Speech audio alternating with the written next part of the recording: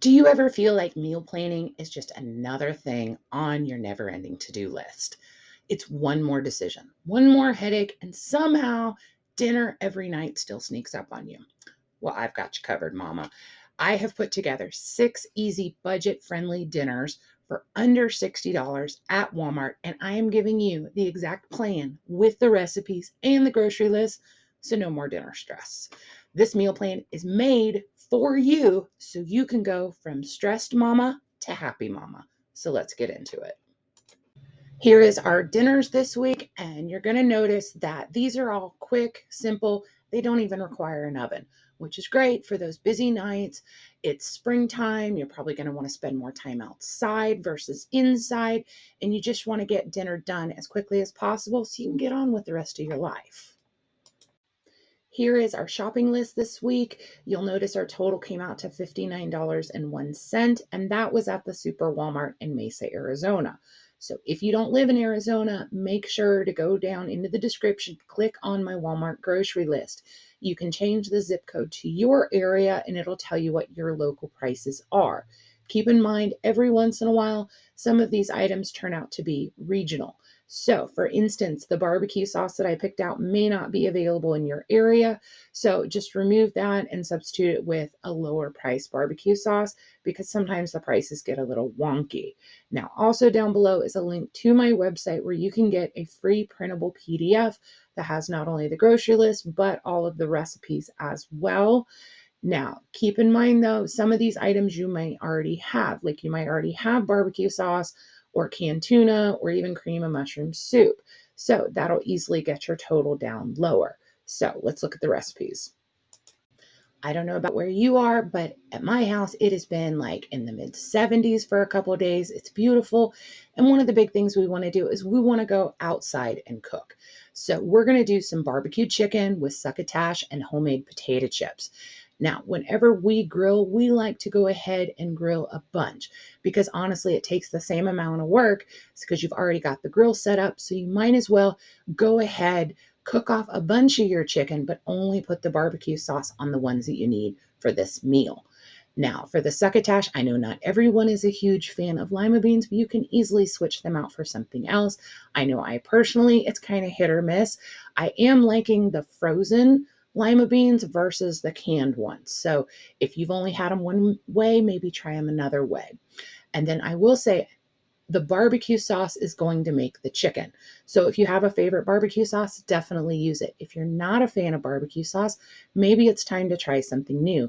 We recently tried, it was like a raspberry barbecue sauce, and it was so good and it totally changed the flavor. So don't be afraid to branch out. Now, we're going to do homemade potato chips in the air fryer.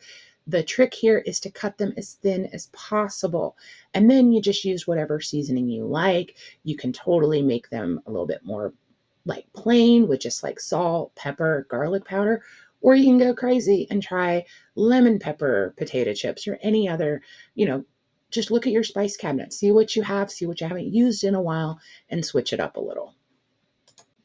This is actually one of my favorite twists on a classic.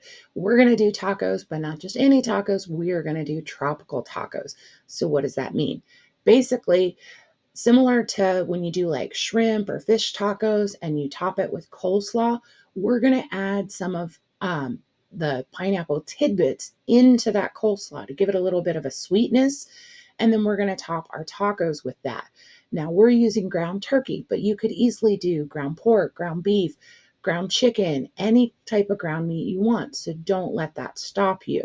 Now we're going to serve this with yellow rice. And yes, you can make yellow rice yourself. And I do have, I'll go ahead and put a link down below of a bunch of different flavored rices you can make using just regular ingredients.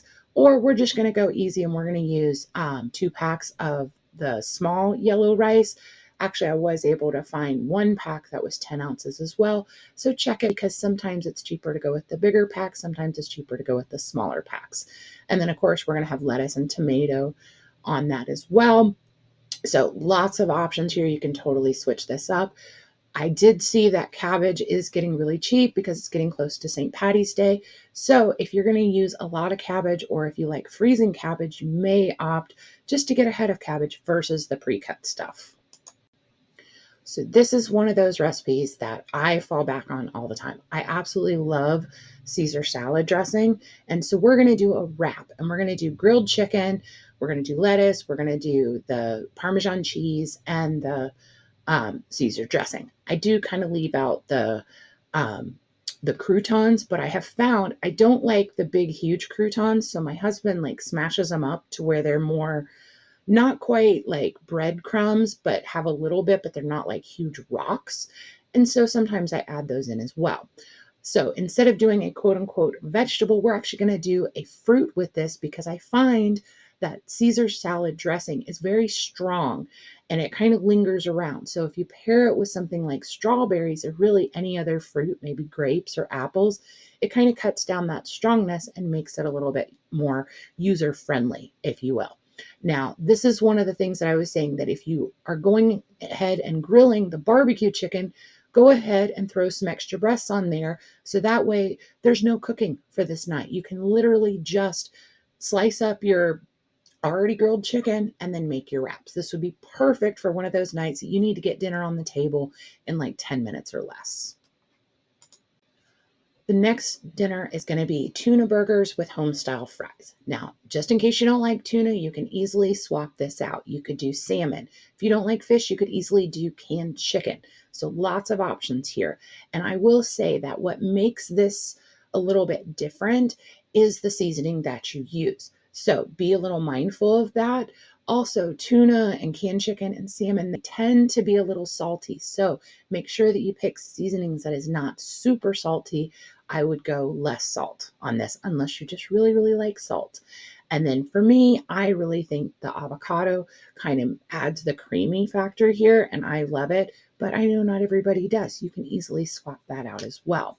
We're going to do home style fries. And once again, I typically go with like a French fry seasoning. I think I got it at Big Lots. But sometimes I do like a garlic and herb seasoning.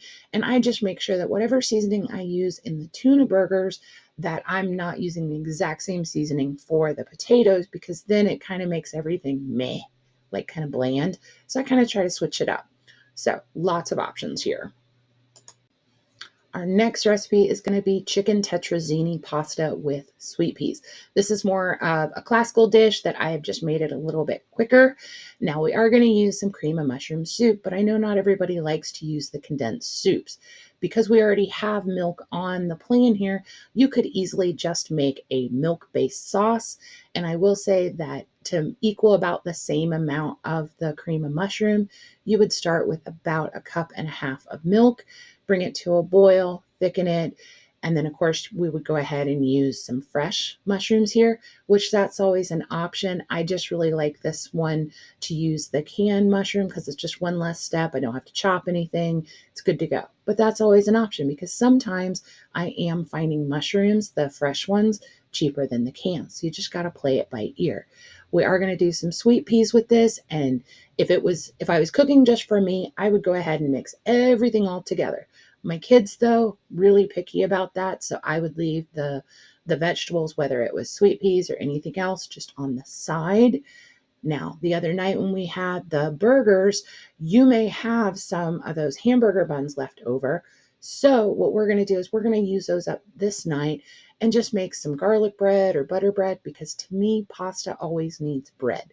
Anything with a gravy, you got to kind of sop it up. That just might be me, but you can do what works best for you. Now, if you've been around for a while, you know that I love to take classic flavors and serve them in new ways. This is where this dish comes in. We're going to do some pepperoni pizza rice. So, for those that are maybe trying to skip the bread, this is a great alternative because, as my son puts it, it totally tricked his mouth into thinking he was eating pizza, but it was rice based. Now, the only real big difference here is instead of using like a small sauce pot to make the rice, I would do this in a large skillet because it will cook a little bit faster. And I did talk to somebody on Facebook who said that they made this with already cooked rice. So that means that's a game changer. If you have a rice cooker or if you have leftover rice, this is an easy way to use it up. And all she did was just reheat it in a pan and, with a little water just to make sure it wasn't crunchy, and it worked out great. Once again, we're going to do the green beans, but you can easily swap that out with a different vegetable if you like. Now, remember, this is pizza, so maybe you're not a fan of pepperoni pizza. Maybe you want to go more of like a supreme or even like a Hawaiian pizza. You can easily switch out the ingredients here to make it more for the pizza that you would want. And in fact, if you had leftover pineapple from the coleslaw, you could even do like a Hawaiian pizza with pineapple if you're into that. Now, personally, I really enjoy adding fruit to my plate at dinner. Not only do my kids love fruit, but I have found that by adding fruit to my plate, it actually makes me feel more satisfied and I'm less likely to want to keep going back for more and more. And this way, I'm getting that recommended fiber because honestly, most adults do not eat fruit. So these are just some low cost options. I will remind you though that Walmart is not always the cheapest when it comes to fruit. At least in my area, some of my local stores have better deals than this. Like one of my local stores has strawberries for it's two for $3. So I can get a big huge container of strawberries for $1.50, which would be a whole lot cheaper than what you can get at Walmart. But if Walmart's your only option, these are the ones that are on sale and I feel like are the best bang for your buck.